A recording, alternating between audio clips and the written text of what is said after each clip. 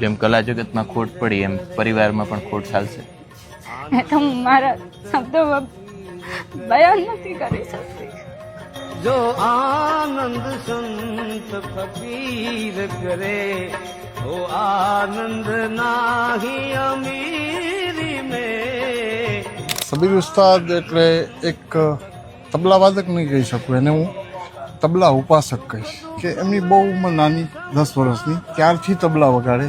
બાળપણથી સાધુ સંતો સાથેની, ફકીરો સાથેની એની બેઠક. પૂજ્ય નારાયણ બાપુ, પૂજ્ય કાનદાસ બાપુ અને લક્ષ્મણ બાપુ ત્રણેય સાથે એણે ખૂબ સંગત કરેલી. આ ત્રણ જે સંતવાણીના જેને કહેવાય ને ત્રિવેણી, એ ત્રિવેણી સાથે સંગત કરેલી. સંત પ્રેમ બહુ મેળ્યો. જેટલા સંતો છે ને એની જગ્યામાં સબીર ઉસ્તાદ હોય. ભારતીય આશ્રમ તો સબીર ઉસ્તાદ, ખાટવાડ આશ્રમ તો સબીર ઉસ્તાદ, પરબ ધામ રહ્યું ત્યાં કરશનદાસ બાપુને બહુ પ્રિય સબીર ઉસ્તાદ.